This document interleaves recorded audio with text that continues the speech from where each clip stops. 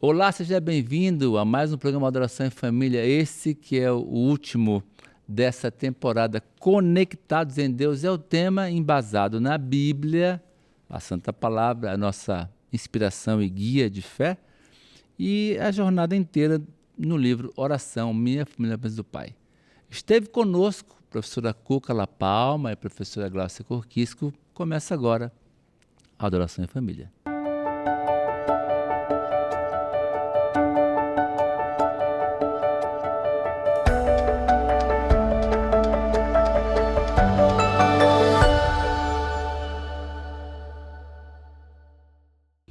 Estamos aqui então para o último programa dessa série Adoração em Família, com o livro Oração, a Minha Família Bênção do Pai. E para começar o último programa, professora, é o último, né? Foi uma delícia, obrigado por estarem conosco.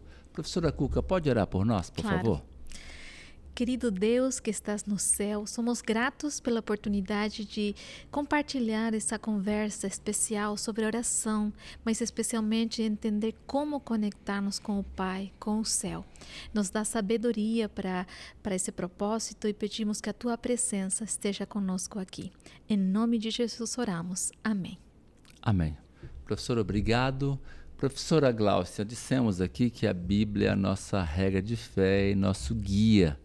Então, para começar o último programa dessa temporada, qual texto você selecionou para esse momento? Um dos textos mais lindos da Bíblia. São tantos, né? Difícil encontrar um. Mas eu gostaria de levá-los todos aí que quiserem abrir a Bíblia com a gente. São João 15, o verso 7. Diz assim: mas se vocês permanecerem em mim e as minhas palavras permanecerem em vocês, pedirão o que quiserem, e isso lhes será concedido. Lindíssimo esse texto. Falando em conexão com o Pai, permanecer nele é a chave de todas as coisas. É um permanecendo no outro. Interessante que o guia de estudo apresenta que é orar, a oração é o abrir o coração como a um amigo, né? Isso é uma coisa relevante, importante, não é? Mas, professora Cuca, quando a gente ora a Deus como amigo, quem ganha nessa conversa toda? Bom, é um relacionamento, né? Eu acho que nós somos os maiores beneficiados. Deus tem um interesse grande em se conectar com a gente. Ele nos procura e quando vejo isso, agradeço tanto a Deus, porque tantas vezes a gente precisa, mas não consegue ir até Deus. Mas Ele vem, Ele procura, Ele nos busca. Mas eu penso que o benefício, claro, principal para nós, seres que fracos, né, com tantas deficiências às vezes na questão espiritual, mas a força, a bênção vem da parte de Deus. Às vezes parece que a gente, quando ora, faz um favor para Deus. E orar é um favor que eu faço para mim mesmo. Né? Porque se Deus está lá todo o tempo. Se eu for lá pedir o seu auxílio, a sua direção, Ele vai estar lá. Se eu não for, Ele vai estar lá do mesmo jeito. Não é? Então, não desfrutar desse privilégio presente é um prejuízo para nós. Então, quando a gente ora, quem ganha somos nós mesmos. Professora, Jesus nos ensina algumas coisas interessantes. E essa aqui eu achei assim, bem interessante.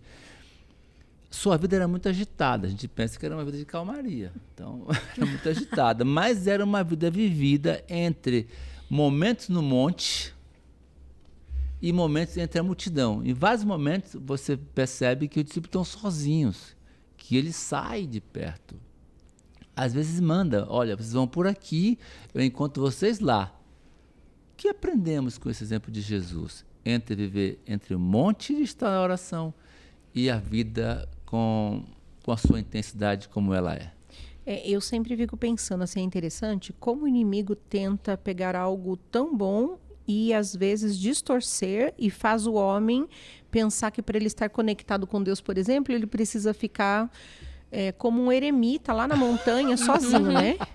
E esse não é o exemplo que Jesus deixou. Então, assim, a tua pergunta, a lição principal que a gente aprende é diretamente com o exemplo de Jesus, quando fala, você não precisa ficar isolado das pessoas, pelo contrário, você precisa conviver com as pessoas para transmitir a luz que você tem da conexão com o Pai. Então, Jesus passava a maior parte da vida dele cercado, rodeado de pessoas, influenciando, contando histórias, fazendo perguntas, fazendo reflexão com eles. E ele ia para o pai todos os momentos que ele podia, quando ele se despedia das pessoas, para se abastecer. Então, ele permanecia conectado com o pai o tempo todo, mas ele vinha na multidão para influenciar a multidão. O próprio Deus, então, o próprio Jesus, necessitava desse momento de intimidade, de conexão com o pai, para poder ter suas forças restabelecidas como um homem Renovadas, de Deus, né? para poder voltar para atender a multidão. Então, me diz uma coisa, uma pergunta assim bem chata que eu fiquei pensando, assim, eu e minhas perguntas, né? Qual é o sentido da comunhão sem a missão? Tem algum sentido? Faz sentido? A oração, ela justamente, quando você convive, quando você está com as pessoas, você não ora só por você. Você vê tantas necessidades, aí faz todo sentido a missão, porque a oração, ela não está em função de um egoísmo. Eu estou aqui, Deus é um supermercado, estou pedindo, eu quero que baixe a bênção para mim. Não, não é assim. A oração é para ser compartilhada com quem convive com você. E aí é missão direto, né?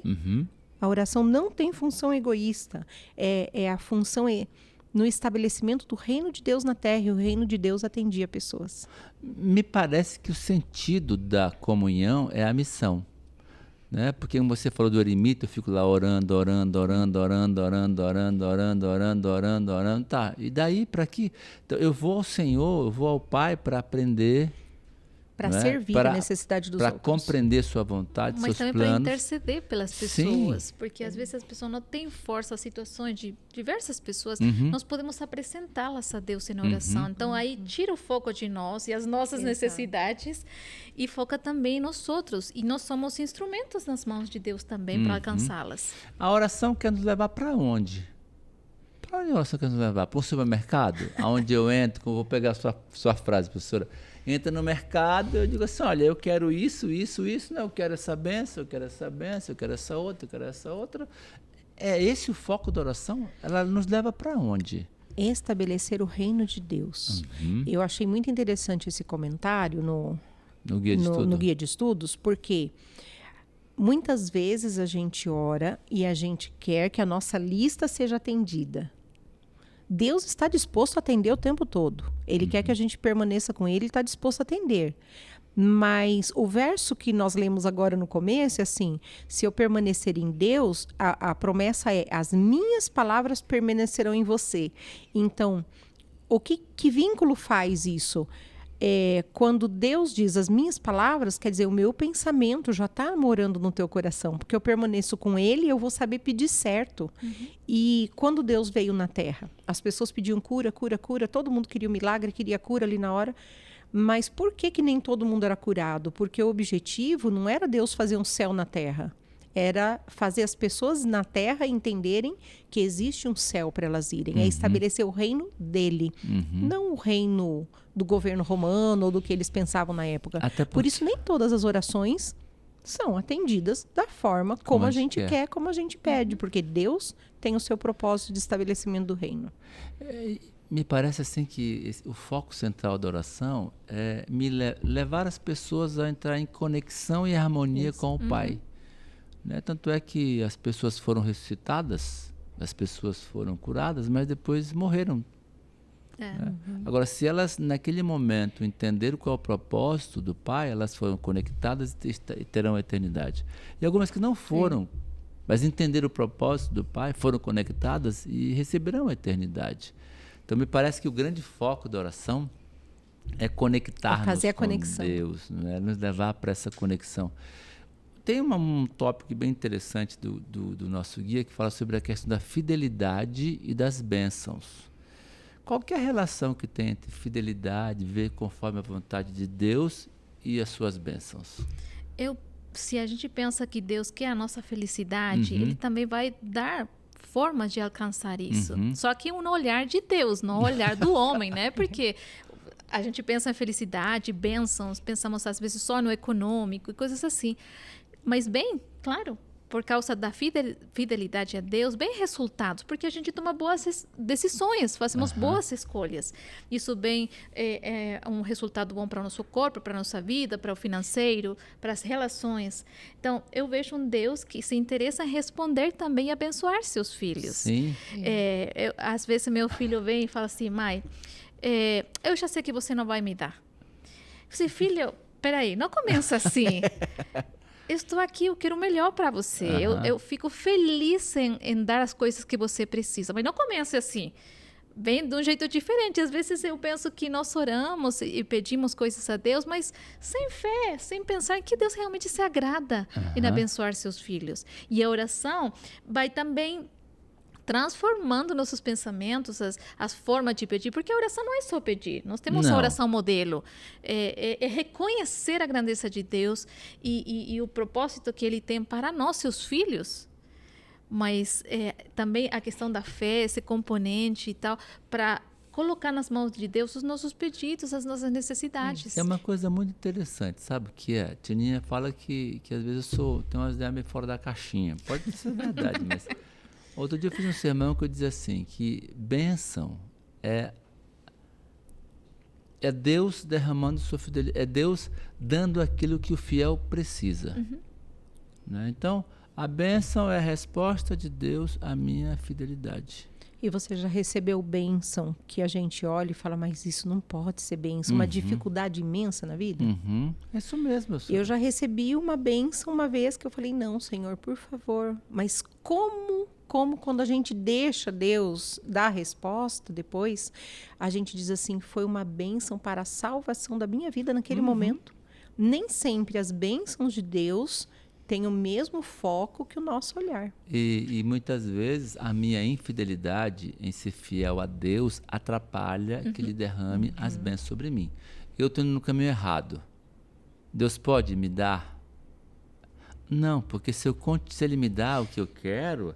eu vou continuar naquela direção. Então, às vezes, a resposta é não mesmo, não me abençoar, né? Para que eu possa perceber que eu estou no caminho errado e voltar. Então, viver em fidelidade com o Senhor é uma forma maravilhosa de que as bênçãos que eu quero, não. As que eu preciso. E que Ele quer derramar sobre mim, de fato aconteçam. Então, essa fidelidade é fundamental. E a fidelidade também vai... totalmente em consonância com o papel da oração, né? A fidelidade me faz desprender de mim. Deus faz esse teste com a gente, que isso é a maior bênção pra gente. Sai do teu orgulho, sai dessa tua arrogância que a gente tem naturalmente, e depende de mim. Porque a fidelidade, Deus fala, é por aqui. Aí eu digo, tá, eu vou por aqui, fielmente. Né? Então, quando eu vou fielmente, eu abri mão daquilo que eu quero, daquilo que eu desejo, para me conectar com o seu plano. Então, quando eu me conecto com o seu plano, a bênção que Ele sabe que é maior e melhor para mim, eu receberei. O tempo já acabou. Sério. Vamos orar para terminar? Vamos orar. Pai de amor que está no céu, grato por seu cuidado e bênçãos. Obrigado, porque o Senhor está sempre pronto, preparado para conectar-se comigo. E quando tomo essa decisão, posso encontrar os teus braços de amor, teus planos, teus sonhos, a tua vontade para a minha vida, que é sempre o melhor presente. Obrigado por esse cuidado, que eu não entendo completamente, mas quero tomar posse. Em nome de Jesus. Amém. Amém.